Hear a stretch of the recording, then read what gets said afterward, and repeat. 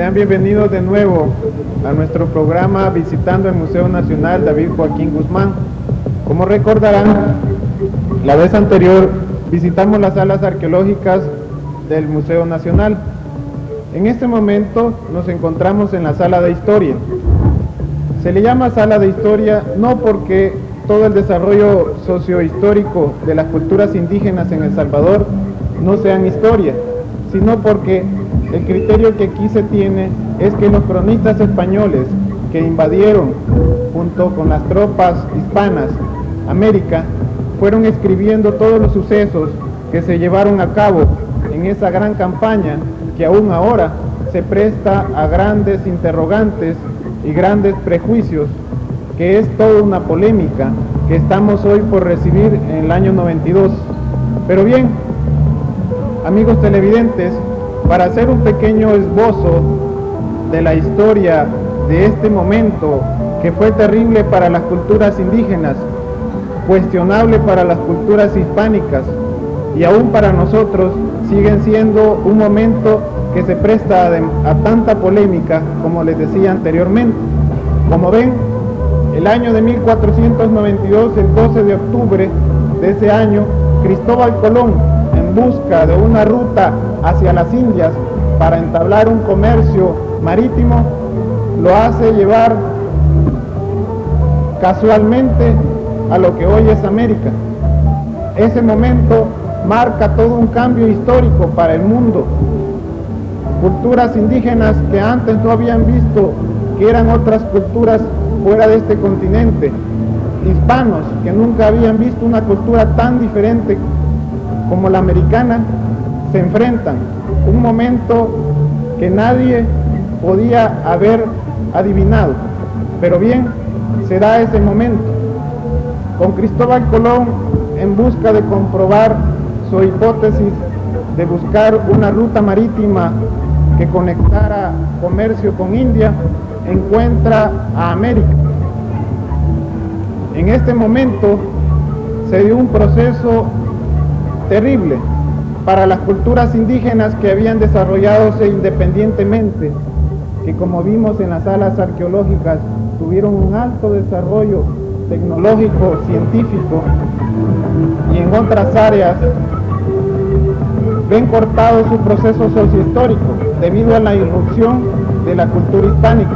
Los españoles, con toda una serie de problemas, con la crisis económica en sus tierras, con la ambición del oro, con la gran confusión que les provocaba el encontrar una nueva gente con una nueva visión del mundo, con nuevos idiomas, les provocó en su marco referencial todo un problema. ¿De dónde venía esta gente? Pero bien, no era esa la preocupación de los españoles, sino más bien obtener riquezas y conquistar estas tierras. Así la invasión española termina tajantemente con el desarrollo de las culturas indígenas. En el caso de El Salvador, las invasiones españolas se dieron desde 1520 hasta 1524, en que los últimos reductos de resistencia indígena caen. Ahora bien, haciendo una pequeña biografía de Cristóbal Colón, el almirante que llevó a cabo esa aventura que nunca se propuso hacerla, hizo 4 viajes. En el tercero descubre Centroamérica, tierra firme. En el 4.º viaje Cristóbal Colón es mandado encadenado de regreso a sus tierras. El mismo descubridor de América es humillado por sus mismos compatriotas. Pero bien, Cristóbal Colón es hecho a un lado en ese gran movimiento sociohistórico y entran todas las tropas españolas a invadir en oleadas el territorio recién descubierto. Así es como se inician las grandes batallas entre la cultura indígena que defendía su tierra y la cultura hispánica que quería dominar para obtener riquezas. Ambas culturas tenían gran confusión, estaban conociéndose en un momento crítico para ambas culturas. Entonces, bien, amigos televidentes, los invito a que observemos algunos materiales de aquella época que, como les digo, fue muy polémica, pero el Museo Nacional David Joaquín Guzmán en esta sala de historia presenta algunos materiales que han sido encontrados en nuestro país de aquella época. Amigos televidentes, pueden observar en este momento algunas armas que las tropas españolas traían para poder subyugar a las culturas indígenas. Podrán observar un antiguo arcabuz, que sería lo que hoy son los rifles actuales. Ese arcabuz, podrán observarlo, bastante primitivo, fue con el que arrojaban perdigones de acero sobre las tropas indígenas. Así también pueden observar algunas espadas y floretes que los españoles traían consigo para, como decía anteriormente, conquistar a las culturas indígenas. Podemos ver también parte de lo que fue un peto, que era todo el traje de armadura que ustedes sabrán por referencias en libros, que usaban una armadura propia de finales de la época medieval. Podrán ver entonces también que por las dimensiones de este peto, los españoles no eran muy desarrollados. Recordemos que la crisis española, la peste que sufrían, la peste bubónica en Europa y otros factores habían producido desnutrición en buena parte de la población. Recordemos también que dentro de los invasores venían personas que eran posiblemente de la clase baja española de aquella época. La invasión española por parte de los hispanos fue rápida sobre los pueblos indígenas. Algunos arguyen que por la tecnología traída por los europeos. Parte de esos adelantos tecnológicos con respecto a la tecnología indígena es el caballo. Aquí podemos observar algunas espuelas, estribos y pecheras que eran utilizados para la investidura del caballo.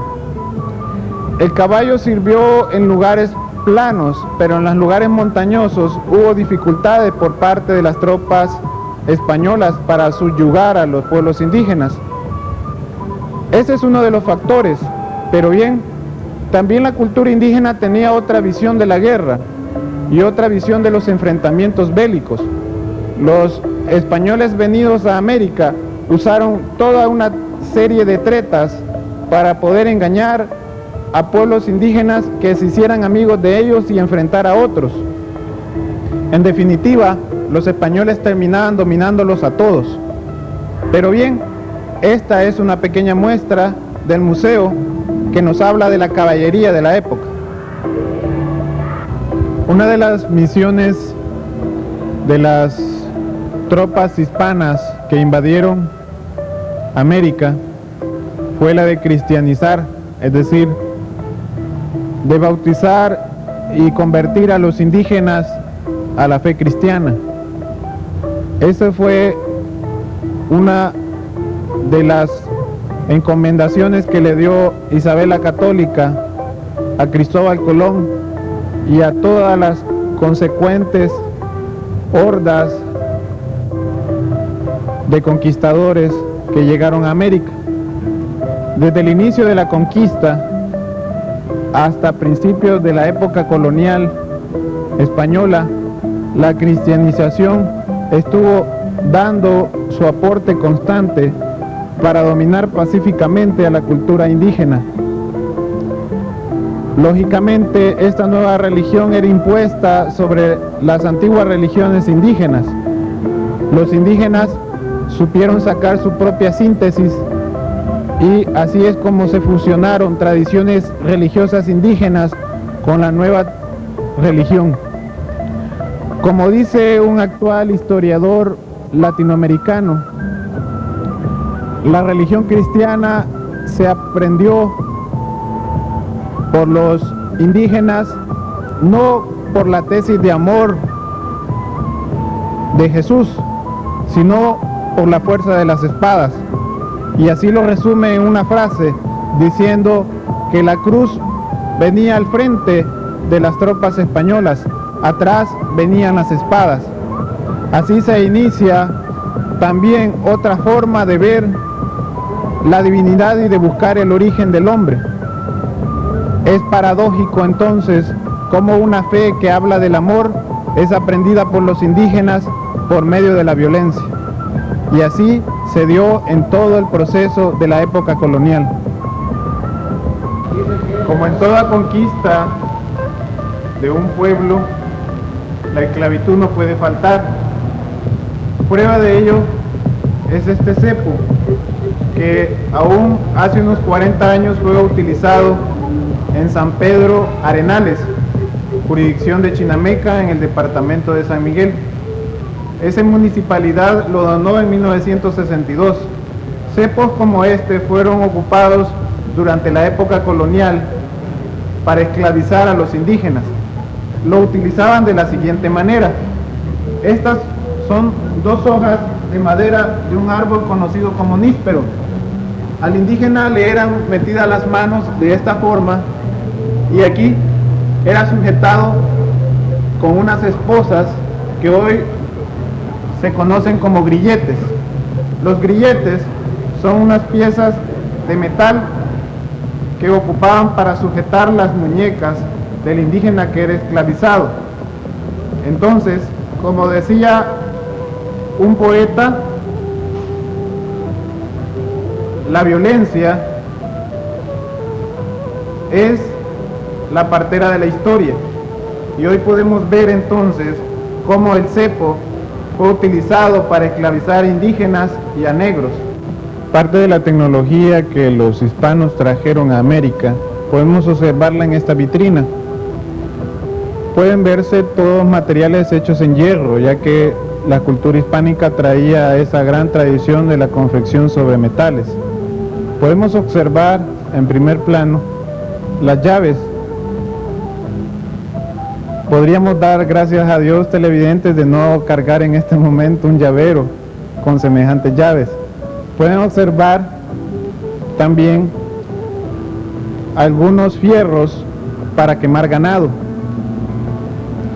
No solo se quemaba el ganado, como hablábamos anteriormente, la esclavitud. Las personas, los españoles, se les encomendaba, por eso se les llamó encomenderos, un grupo de indígenas. Así que los fierros eran ocupados para quemar a los indígenas, así como hoy queman al ganado vacuno para saber quién es el dueño. Así pueden tener noticias de semejante deshumanización.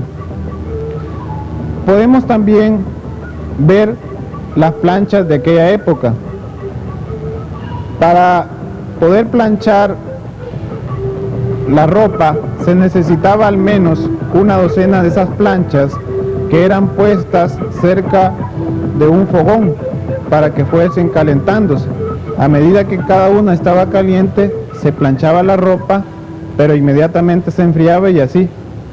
Podrán imaginarse la difícil tarea que era planchar la ropa para las mujeres.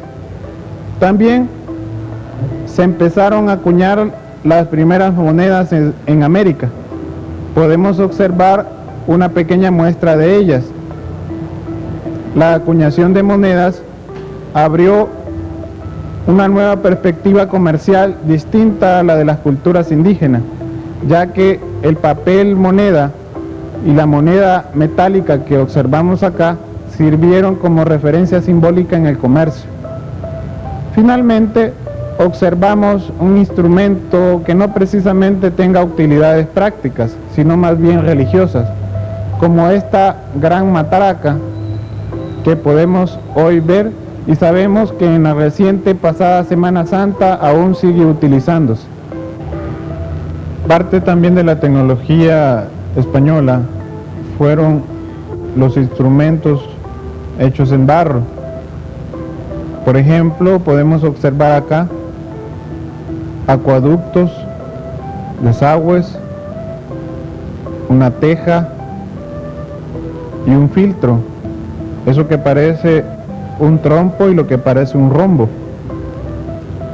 Aunque los acueductos se tiene noticia que los españoles no los conocieron, sino más bien por las culturas indígenas, ya que cuando Hernán Cortés llegó a Tenochtitlan, descubrió que la ciudad tenía unas tuberías hechas de barro con la cual drenaban el agua sucia y llevaban agua potable a Tenochtitlan.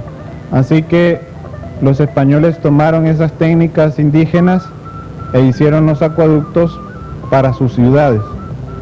Así, esto se convirtió en parte de la herencia tecnológica que hoy tenemos. Este es un grabado de Fray Juan de Dios del Cid, un sacerdote que en 1641 fabricó con sus propias manos una imprenta de madera con tipos de madera e imprimió el primer libro del que se tiene noticia que se imprimió en el territorio salvadoreño, que es el Puntero Apuntado con apuntes breves.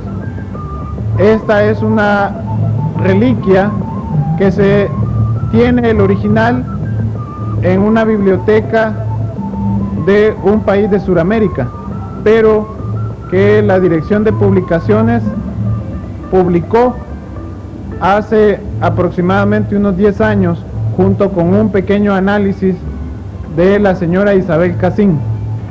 Así que, amigos televidentes, este es el primer libro que se publicó en El Salvador con una imprenta de tipos de madera. Hemos recorrido una sala más del Museo Nacional David Joaquín Guzmán. Hemos visto desde los inicios de la invasión española hasta las postrimerías de la época colonial. Ha sido un gusto poder guiarlos en esta pequeña visita por la sala de historia. En el siguiente programa entraremos en los primeros años de las gestas de independencia de la República Centroamericana. Luego observaremos los inicios del Estado del Salvador y así algunos antecedentes de los primeros días como Estado independiente.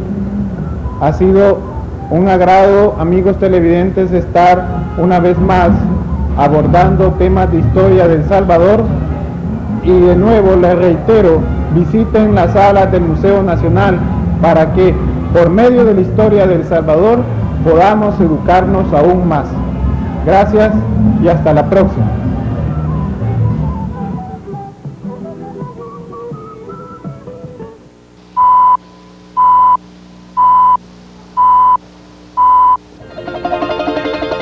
Amigos, estamos de nuevo en las salas del Museo Nacional David Joaquín Guzmán.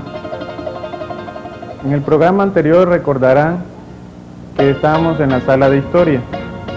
En la parte final de la sala de historia se rememora una fecha muy importante, como es el 15 de septiembre de 1821, un suceso que marcó una gran diferencia en los periodos históricos subsiguientes.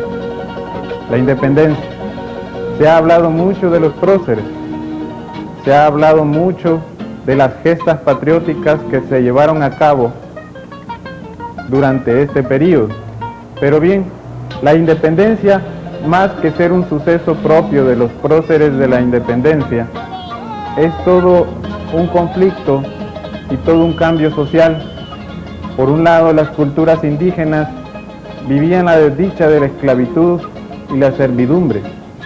Por otra parte, la nueva raza que había surgido como producto de la mezcla de las dos, los mestizos, estaban descontentos tanto con los indígenas como con los blancos, ya que ninguno de ellos, los mestizos, eran integrados a las dos culturas.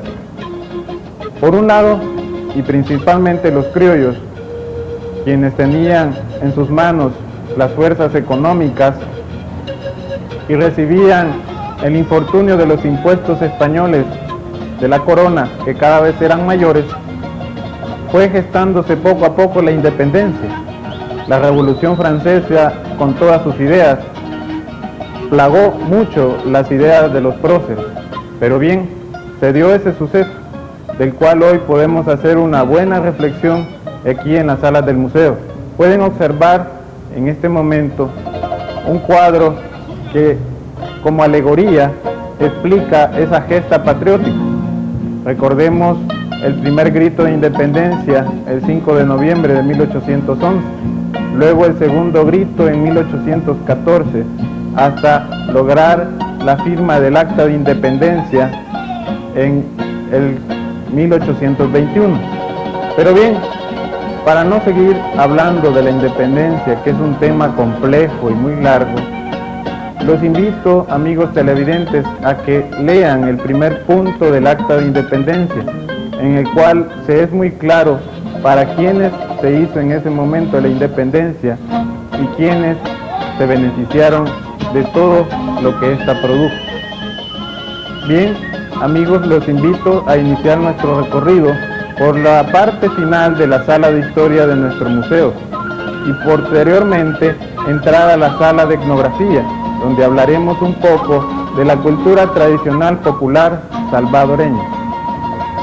Amigos televidentes, aquí podemos observar, siempre dentro de la sala de historia, parte de las pertenencias de un expresidente de la República, como lo fue Gerardo Barrios, muy conocido por todos los salvadoreños. Pueden observar aquí el traje de este general, cuyos tejidos iban en plata y en oro. Podemos también ver una espada que le fue obsequiada por el gobierno de Italia allá por 1863. El general Gerardo Barrios gobernó El Salvador aproximadamente un semestre del año de 1858. Posteriormente también lo hizo en 1860. Gerardo Barrios fue fusilado en este banquillo que se exhibe en el Museo Nacional. Gerardo Barrios fue un liberal que promulgó leyes que dejaron gran marca en las administraciones gubernamentales de El Salvador. Gerardo Barrios, como decía antes, promulgó muchas leyes que lo han hecho un personaje presidencial muy importante. En primer lugar, gracias a él, las mujeres pudieron ejercer su voto en las elecciones. También dijo que la educación iba a estar de hoy en adelante en manos del Estado, así también el registro civil que lo componen los nacimientos, las defunciones y el control de los cementerios. Eso limitó en poder a la iglesia, que en buena parte pertenecía o tenía ideas conservadoras. Como podemos entonces imaginarnos, Gerardo Barrios se hizo de muchos enemigos, tanto de miembros de la Iglesia Católica como de sus contrarios, que eran los conservadores. Gerardo Barrios tuvo que huir a Nicaragua.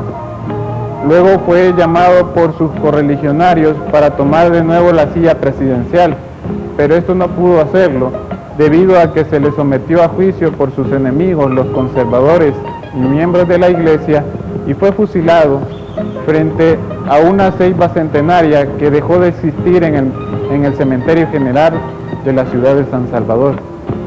Así es también, y no podemos dejar a un lado, que Gerardo Barrios marca un momento importante de la vida nacional, como es el cultivo del café. El café, y muchos historiadores han llamado por eso la República Cafetalera. Gerardo Barrios impulsó oficialmente el cultivo del café. Aquí empieza un rubro económico y todo un marco económico que va a dar su impronta a todo este tiempo, allá desde principios de siglo hasta el año 1930. Así es entonces como Gerardo Barrios es un ejemplo claro de los presidentes de El Salvador. él marca un momento importante de la vida nacional. En los inicios de la República Salvadoreña, a principios de siglo, la industrialización, es decir, la maquinofactura, la fabricación de objetos en serie, que comenzó en Inglaterra y Francia, y como ustedes habrán podido leer en la obra de Charles Dickens, la industrialización rompió con la antigua industria manufacturera, las artesanías hechas a mano. Con este nuevo periodo, la industrialización que venía importada de Europa a El Salvador trajo algunos aparatos que aquí se muestran en las salas del Museo Nacional. Por ejemplo, el fonógrafo, un aparato que por puros efectos mecánicos amplificaba en el grabado de un disco la voz humana y el canto. Estos podrían ser los primeros aparatos de sonido que entraron a El Salvador. Así también podemos observar cómo la máquina, con la idea de la tipografía, de los tipos fijos en cobre, se hizo accesible a todo el público, que podía hacer ya pequeños impresos como cartas y otros en esto que hoy conocemos como máquinas para escribir. Estas máquinas fueron, como la que vemos aquí, las primeras en entrar a El Salvador. Consecuentemente, con otro grupo de máquinas está el reloj de péndulo, que podemos observar también aquí en el museo. Inmediatamente también en los textiles las máquinas no podían faltar. Anteriormente estaban los telares de cintura, los telares de palanca, que servían para hacer sábanas y toda clase de tejidos. Podemos aquí observar las primeras máquinas para coser que entraron también al país. Vean el tamaño de esta máquina, que hoy nos parecería un tanto risible, pero que colaboró mucho a las personas y a las grandes industrias que se iniciaban en la confección de textiles. A la par de ella podemos observar también un casco para buceo. Vean las dimensiones y se podrán imaginar el peso que este casco ejercía sobre los hombros. Pero es así también donde se empieza un poco la tecnología a preocupar por cuestiones científicas como iban a ser la náutica o la oceanografía.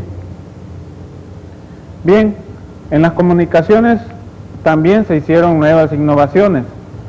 Recordemos que Morse había inventado todo un lenguaje a base de puntos y rayas para hacer una comunicación más ligera entre lugares distantes. Así se inicia también el teléfono y con él el telégrafo. Aquí podemos ver una máquina muy rústica que es el inicio de lo que hoy será la telegrafía moderna, que incluso hoy es electrónica.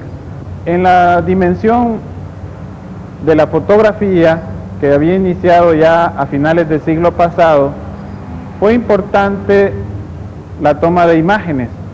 Para que hoy, amigos televidentes, puedan estar observando este programa, fue necesario todo un proceso de invención de máquinas.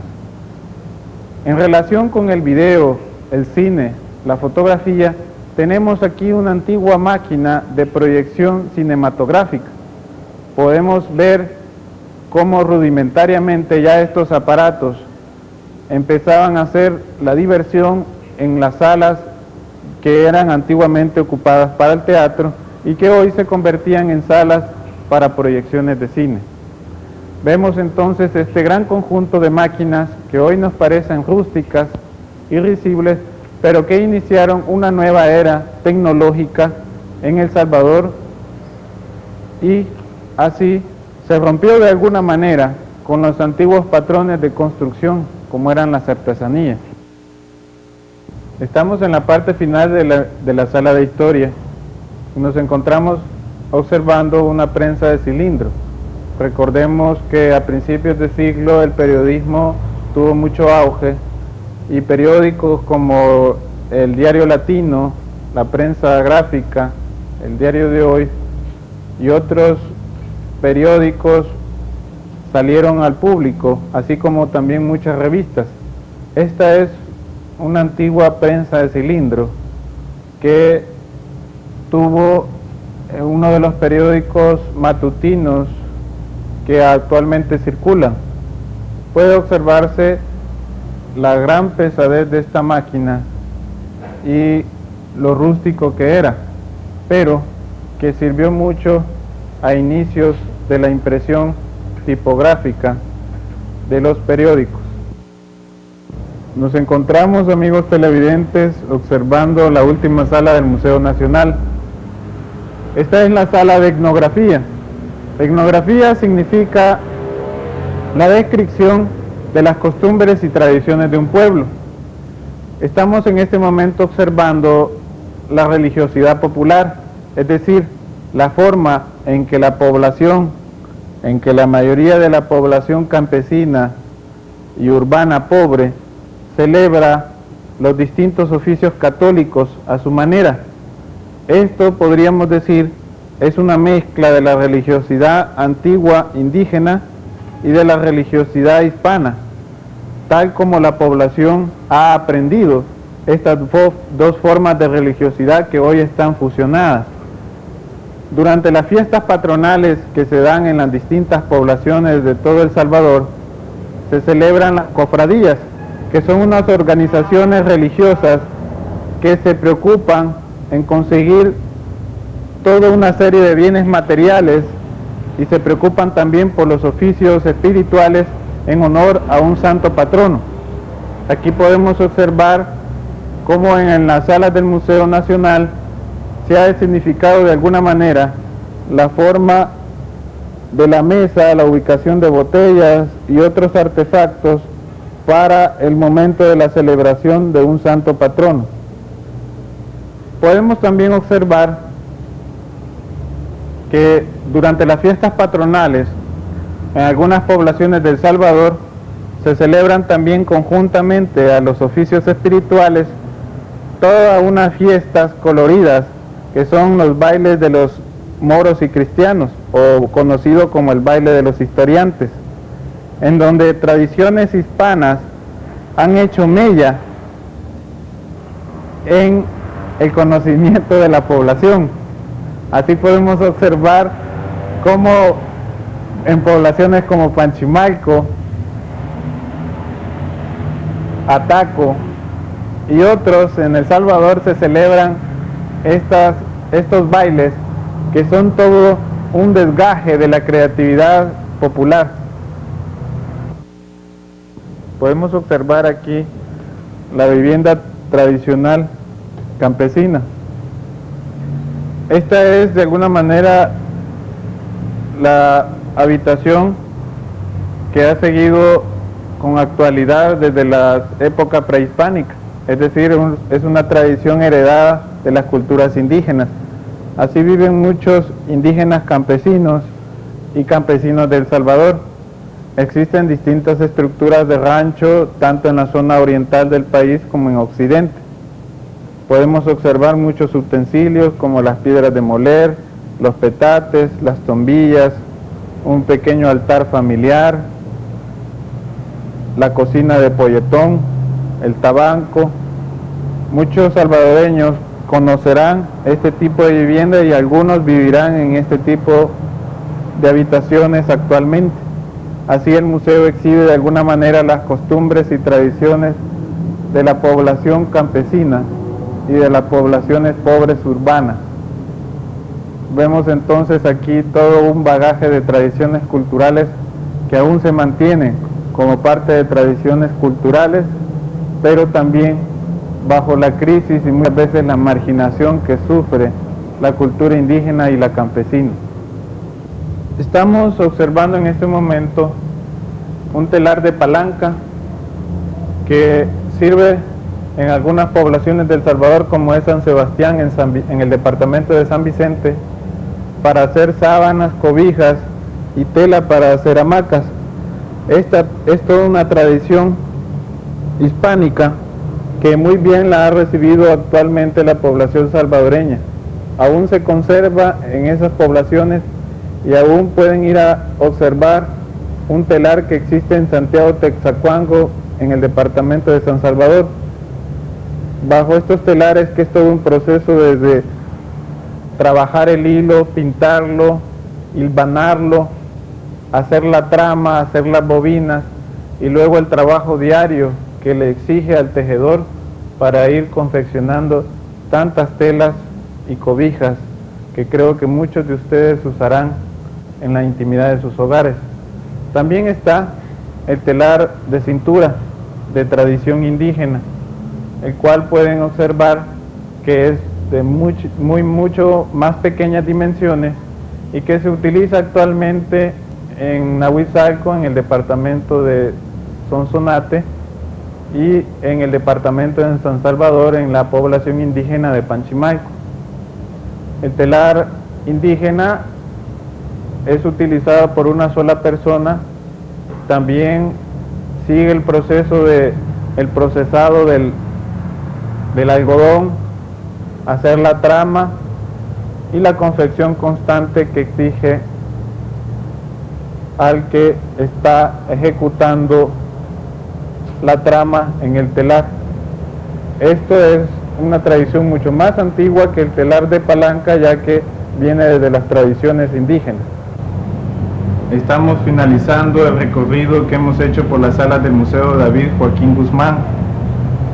Les agradecemos de antemano que nos hayan recibido en la intimidad de sus hogares para ver esta pequeña muestra que tiene el museo en exhibición de la cultura nacional. No es nada fácil estudiar la historia y todo el recorrido que hemos hecho por él. Pero bien, nosotros, Saúl Rivera y Ricardo Funes, quienes estamos trabajando en la sección educativa que está a cargo del Departamento de Museos, que es parte de toda esta institución que se llama Patrimonio Cultural, estamos trabajando tesoneramente para atenderles. El señor Saúl Rivera les hablará un poco de lo que hace la sección educativa y los invitará a visitar el Museo Nacional, a ustedes maestros, a ustedes alumnos y a todo el público al Museo Nacional. Saúl Rivera. Gracias, Ricardo. Muchas gracias, amigos televidentes, por habernos apoyado en este servicio educativo cultural con el cual se proyecta la sección educativa.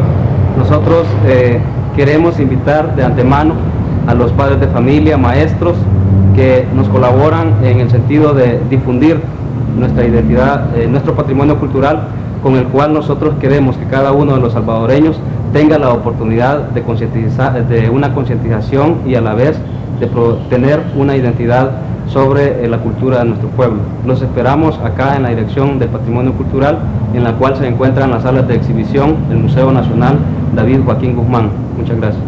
Gracias. Entonces, así despedimos este servicio que nos ha dado Canal 12 para poder llevarles hasta sus hogares el recorrido de las salas del Museo Nacional David Joaquín Guzmán. De nuevo, los invitamos a visitar nuestras salas y aprender así un poco de la historia de El Salvador.